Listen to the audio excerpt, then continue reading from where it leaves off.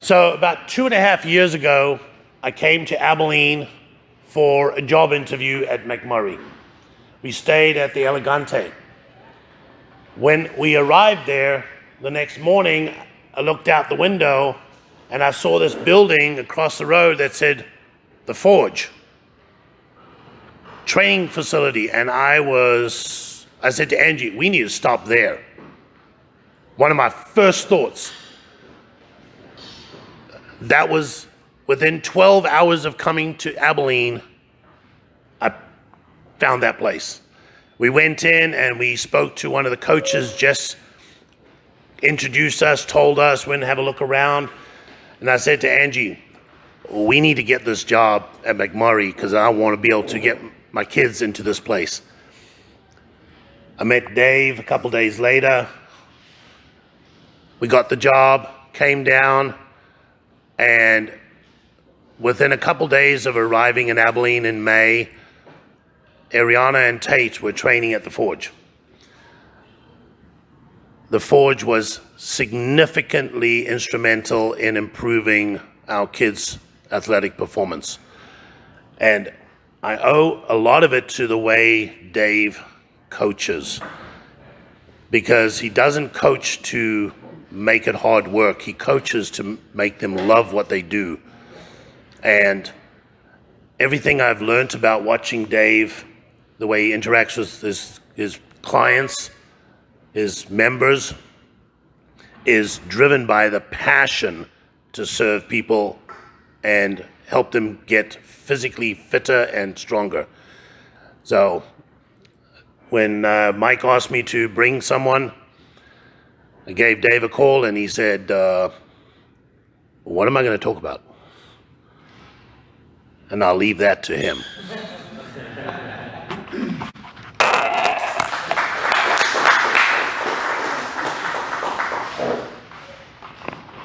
Well, thank you for inviting me here today. I really appreciate that. I don't get a chance to do this very often. I thought I'd start out by just giving a little brief history of where I started and how I got here. I'm from Long Beach, California. Came out here in 1976 to attend ACU. I was going to play football, played my first year, quit. They won a national championship the next year. Not real smart. Did track and did baseball my last couple years there, and then just stayed on. And that summer of 1978, a little place over here on the other side of town called Fairway Oaks was starting construction. So a bunch of my buddies from school said, let's go out there and see what they got. So that summer we worked there, and to start the golf course, building the golf course. I'd done it before in California, so I thought this will be kind of easy and kind of fun. 17 years later, I worked my way up out there as general manager for my last 10 years out there, and got to work 11 PGA events, 11 professional tennis tournaments, and a lot of stuff. That's back when Abilene was blowing and going. There was, at the time we started, there was nothing this side of the loop. It was just mesquite trees and dirt, and that's how we started. And it's grown a lot since then. Then after that, I went and built a gym downtown, Abilene Athletic Club, for 4 years. I had that from 95 to 99. Then 99, I had a chance to become a coach, which is what I studied in college, exercise science. I was going to coach out of college. And of course, back then in 78, $5 an hour was really, really good. So I thought, well, I'm going to stick with the club business for a while. But so like I said, it panned out okay. Then I went back to ACU, was coached strength coach there for 12 years, to 2011. And then Dr. Mutton, I know some of you are familiar with Dr. Mutton when he was here. He called me and said he's going to build a gym in Circuit City. I said, oh, okay. So I went over there, looked in, I said, you got a lot of work to do. He goes, we'll do it. So D1, which was a franchise Peyton Manning started way back when, and it's all over the country now. We were the first one in Texas. He said, I want you to come run this for me. So I said, okay, I'll do that. I wanted to coach, but I also wanted my own place at one time, and I thought, well, this would be kind of cool to be that, to have that. So I did that, and just recently, the last 2.5 years, we've changed the name to The Forge, which you can see over there, which is connected with IPA. I don't know if you're familiar with IPA. It's a pain management group out of Killeen, Texas. And they took half the building, and Dr. Mutton gave me the gym and said, here, you take it, just pay rent and go with it. I said, okay, I can handle that, I think. So 9 years we've been there, and very fulfilling, very fulfilling. And like Kevin said, you know, you've got to have a passion for what you do. And I'll tell every kid I see that you don't get a job because of the money. If you don't love what you do, don't do it. There you go. You know, you can't. You just can't do it. It's not fun. I've got 3 kids, 4 grandchildren, and then 3 new kids, and 24 animals now. So I've kind of stayed busy, but I still enjoy what I do.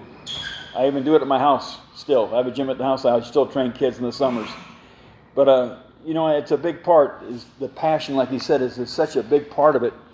And I was able to train. I had 18 guys go to the NFL out of ACU when I was there. So it was very fulfilling. And now they're all married and kids, and so I get to keep contact with them. And like I said, it just makes for a great atmosphere. Number one, you got to have a great atmosphere. You got to have great people around you. You know, when Kevin came in, and his kids came up there, and now we're like family. And that's what I've always been about, is family. Every gym or whatever, every job I've had has been member dues oriented. Even when I was at AC coaching, I had to sell memberships to the gym just to keep I was the first strength coach in Division II, so I had to pay myself pretty much.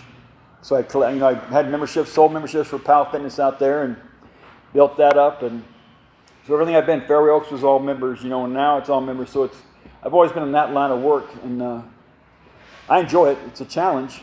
When we built D1, there was 4 gyms in town. As of today, there are 24, with 1 more coming in another 8 months. And so the competition is stiff, you know. So you got to offer something that nobody else does, and we kind of do that there, you know, with our adult classes and kids classes. We've always kind of been a little different than everybody else. I've never done the same workout twice in over 30 years. So that's kind of my secret to success, is to keep it fresh. Keep people on their toes when they come in. I don't even tell my wife what we're doing the next day. So, which sometimes works out, sometimes it doesn't. But that's what I enjoy about it. You know, it's just that day to day, every day is a new day to me. And I always take one day at a time, just because that's just my philosophy. And I've always been like that, and try to train my trainers like that, but I've been lucky, you know, in this town, to do what I do, and for this long a time. It's been a long time. What I'd like to do is just ask if there's any questions of what, you know, how it started, or how. There's a few things, you know, you need to know if you're starting a new business. And number one, in this town, is location. You've got to have the right location. We went there, Dr. Mutton went there because 80% of my clientele is Wiley. Okay, we just knew, young, energetic, you know, we knew that would be a great place to put a gym, because there wasn't one over there at the time. But location is so important. When I had my gym downtown, I was there for 4 years, and it was on the second floor of the petroleum building across the street from First Financial. Biggest killer, which killed that place, was parking. There was 0 parking downtown, so most of my clientele walked over there, and so that was tough. And we thought the location was good because we were the only one in town then. You know, and then World Gym came, and Power Shack. I mean, they were all there after that. They were all around, and so competition's good. It's just, you know, you really got to stay on your toes. Like I said, location, and that, and having a good product to sell, and maintaining that product for as long as you can. I mean, as long as you're there. So, if anybody has questions, I'd really like to. Yes? I have 2 questions. Do you write the programming for the course? Yes. Mm-hmm. Every day? Every day. When do you plan that out? At the beginning of the week? It's kind of funny. I do that. I don't like to get too far ahead of myself, because I have to plan for weather and other things like that, because we go inside, outside. And so today I was finishing up Thursday. I never get too far ahead of myself. That's just because of different factors. But I've always been like that. Even when I was in college, the strength coach in college was always kind of up to that because I had every sport, so I had to know who's playing when, what, how, off season, in season. So there's so many different factors, but now it's just a matter of, like I said, I don't have to use the same workout twice. I write it down. I don't use a computer. I'm not a computer. I didn't grow up with computers, and I don't use them. I have books. I have 42 books with 3 months in each book of workouts every day for every day. Strength, and I do a lot of boot camp stuff. So yeah, not real smart that way. Yes, sir. Okay, 2 questions. Number 1, what happened to your West Coast accent? And number 2, would you expand on finding something that you like to really do? First question. I lost that a long time ago. I had to, because you guys, it didn't work out. It was y'all, or it wasn't anything at all. And I wore boxer shorts, and never wore those again after my first month here. A lot of changes when I got here. Okay, I had a ponytail. Not anymore, but I did have one then, and so a lot of changes. Were you a surfer? Was a surfer. Really? Yes. Yeah, so I was right there on the beach. I lived 10 minutes from the beach, so for 20-something years, yeah. Second question. I've always been a people person, and I've always enjoyed athletics. And, as I said, I got in the country club business for 17 years, which is a totally different atmosphere. But, 90 to 100 hours a week for 17 years tends to wear on you. It ruined my first marriage. And then the second one, I've, kind of learned a lot from that. And, but yeah, I was just passionate about, helping kids. And once you watch them go on, and, like I said, playing in the NFL was huge for me, watching them go on, because they appreciate it. And, even to this day. And now I have some of their kids, so that's even better. But it is very important to find out something that you really want. You've got to, like I say, don't do it for the money. You do it because you're passionate about it and you love what you do. And I have for all these years. As a testimony for David Hess, I scouted David when he was in college. He was I watched him play. He could park the ball anywhere he wanted. I learned that he taught children in Sunday school. I watched him when he was under duress. And I will say that he is the scriptural definition of what it is to be meek. And that biblical translation is controlled strength. So from my point of view, there were 2 guys in town, both went to ACU, that in my opinion demonstrated controlled strength. Jack Kaiser and David Hess.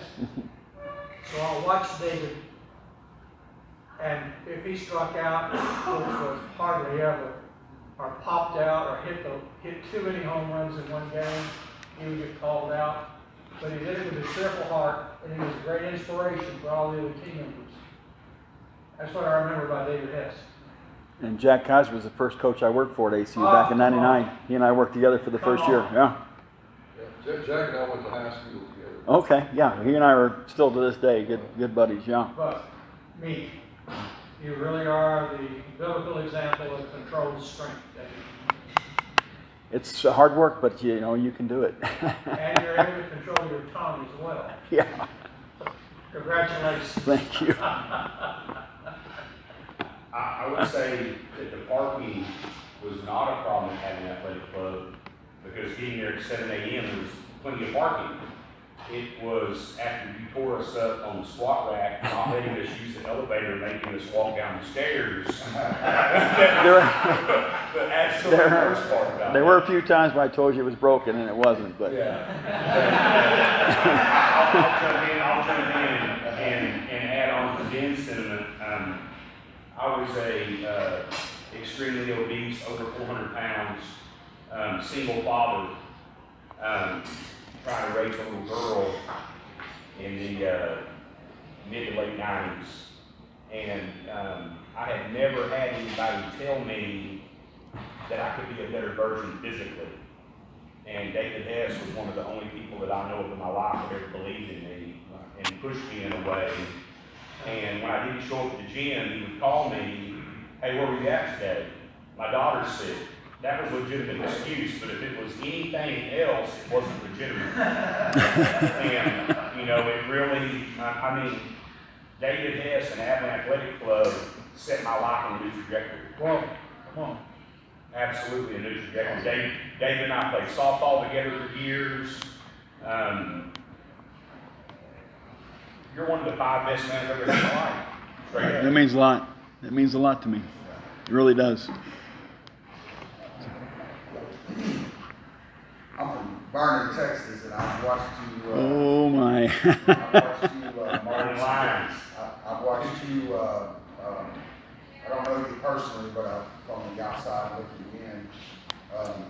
From Ken Collins to the Chris Thompsons to the Bernard Scotts to the Clyde Bates to the Daryl Richardsons to the I missed one, Aston. Aston. That's my main man right there.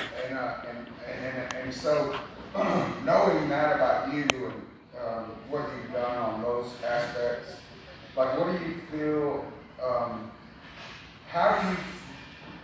What is the key to not failing?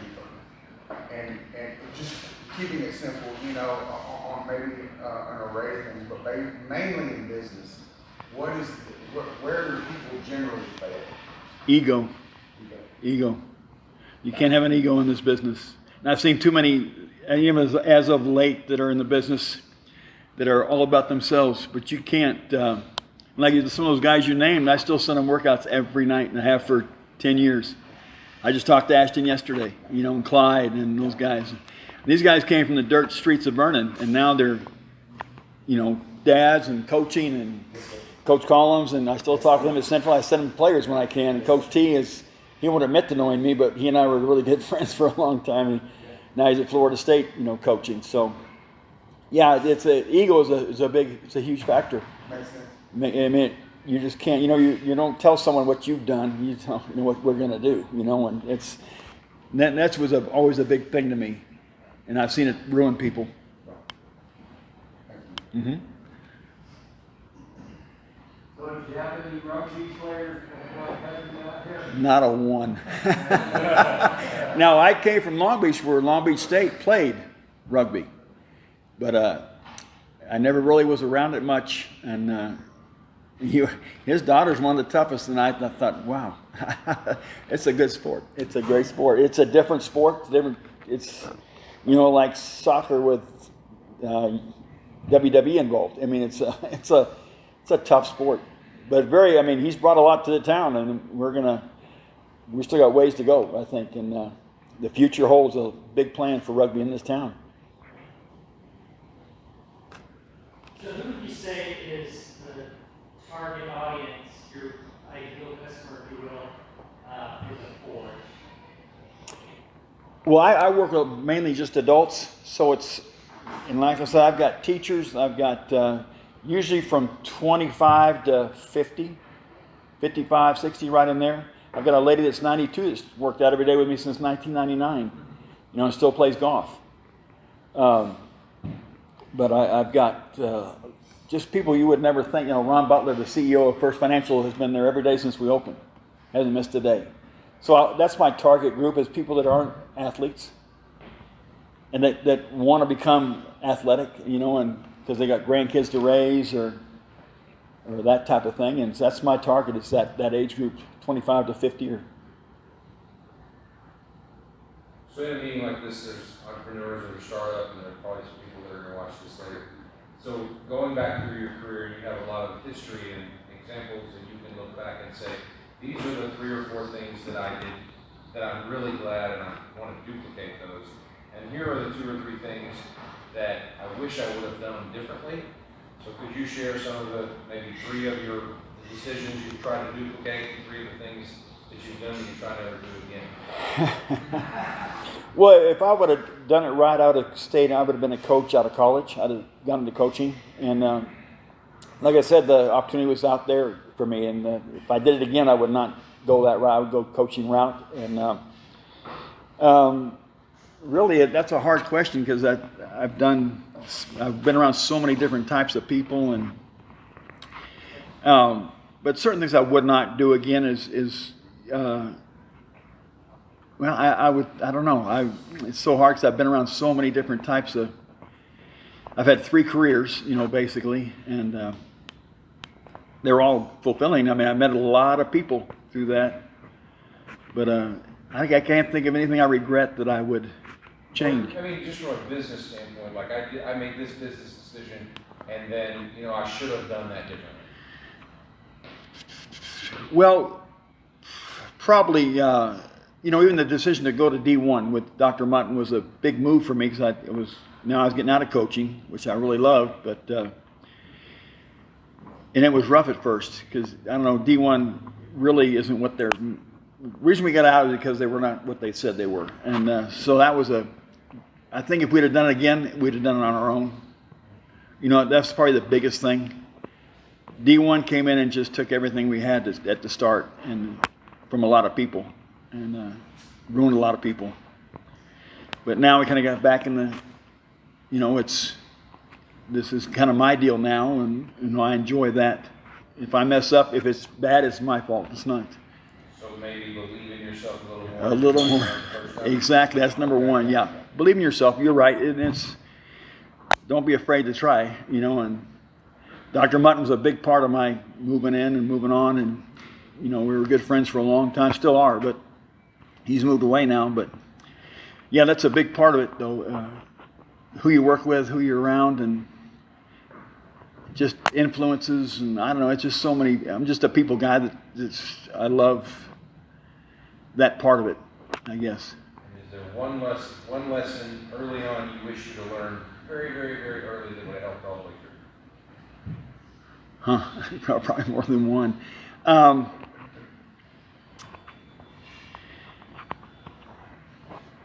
probably stand up for myself, be more assertive. I was always like Ben said, I'm kind of meek, and I kind of let people run over me for a while, and that's okay. But those people aren't around anymore. But I think that was a big part of it.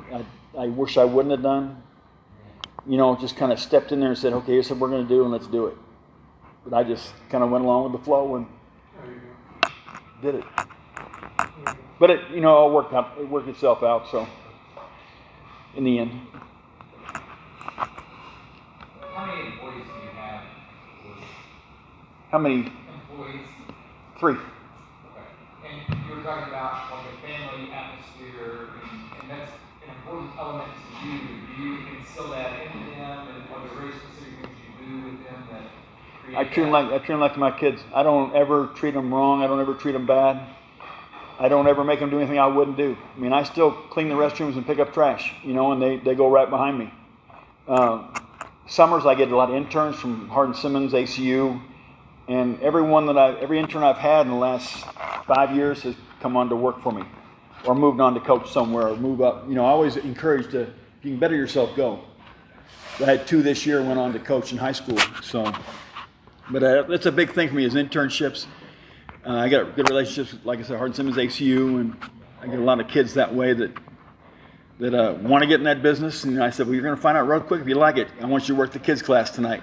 You find out real quick if you want to do this or not. That's why I start them all with the young kids. And if you can handle that, you can handle anything. Yeah. Have you had a conflict that just in the way that you handled it was really a positive, or something that you would have done differently with an employee and trying to direct them or instruct them? Some I wish I wouldn't have. I mean, I hated to lose them. Number one, but I always, like I said, encourage. Sometimes I wish I wouldn't encourage so much so I could keep them longer. That's the hard part. But they need to move on, and some have gotten married and have kids now. They come back, but I just I've always had good people. I've always surrounded myself with good people. When like at ACU, like you said, Coach Thompson and Coach Collins from ACU. Now my favorite person of all time in the coaching field was Coach Gaines, Gary Gaines from Friday Night Lights. He was a mentor that beyond what he had to do. He's kind of the reason I stayed out, and did all that. And but yeah, he was probably my favorite. Yeah, Odessa Permian.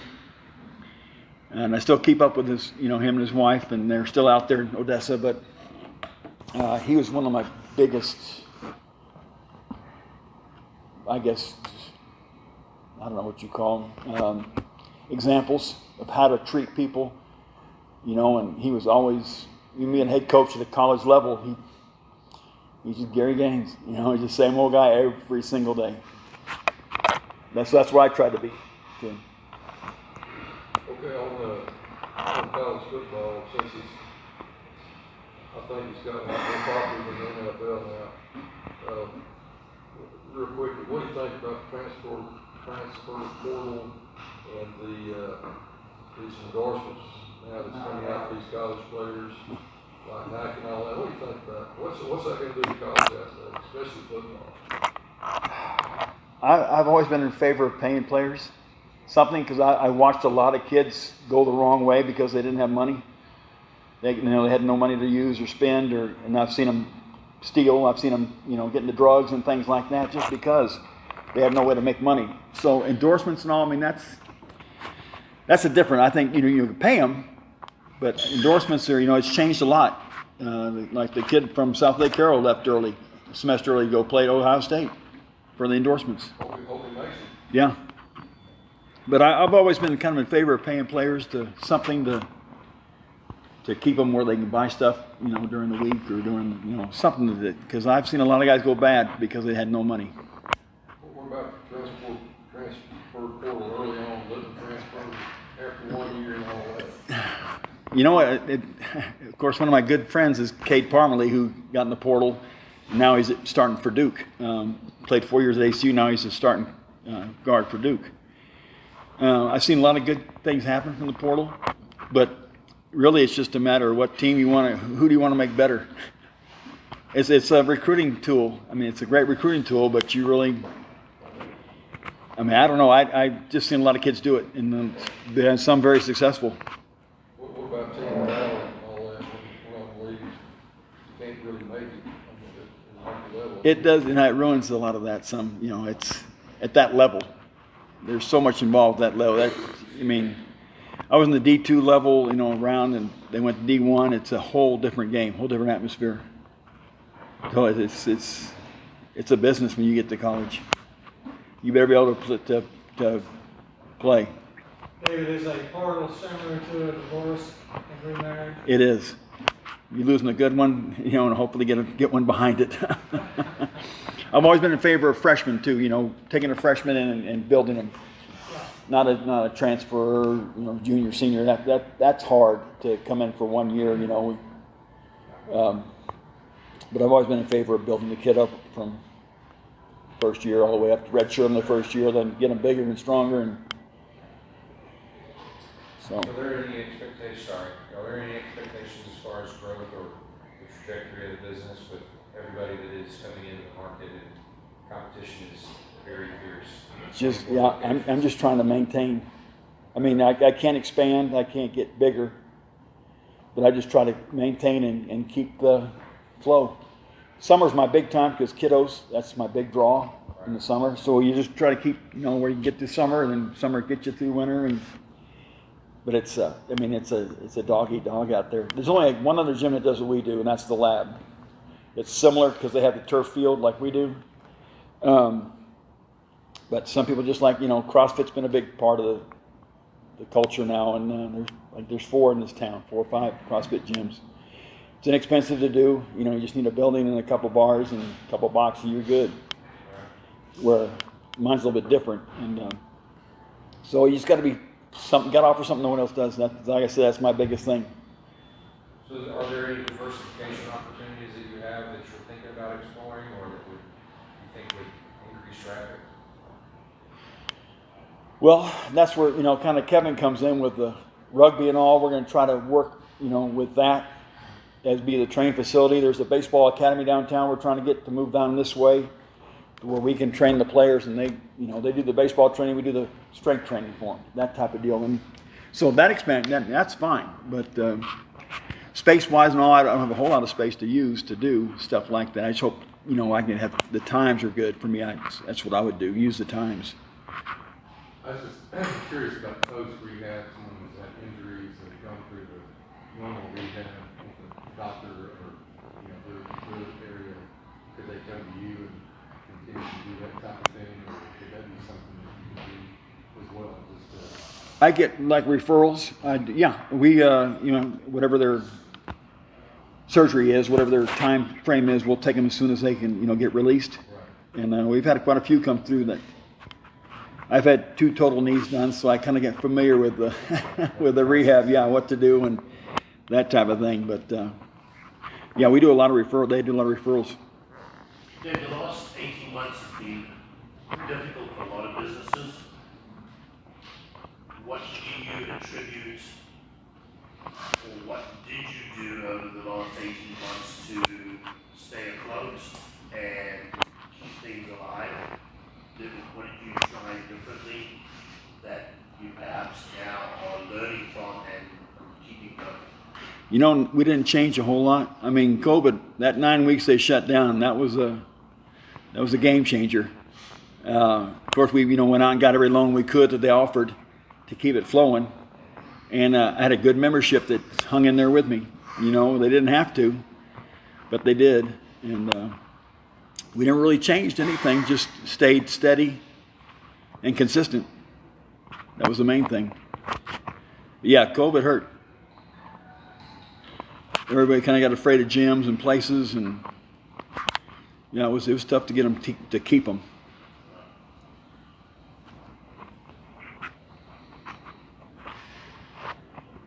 Well, we appreciate it. Thank you. Thank you. I appreciate it. Appreciate everybody coming again. Equip, thought of the other E. Encourage, educate, and equip. So that's what the Enterprise Exchange hopefully will help do too, along with the others.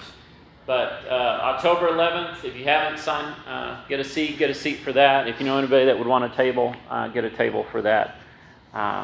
Get them that information too. Again, there's flyers up here. Appreciate everybody being here. Look for the reminder for next week where we'll be just regular lunch. And I believe that's it. Everybody have a great afternoon. Thank you.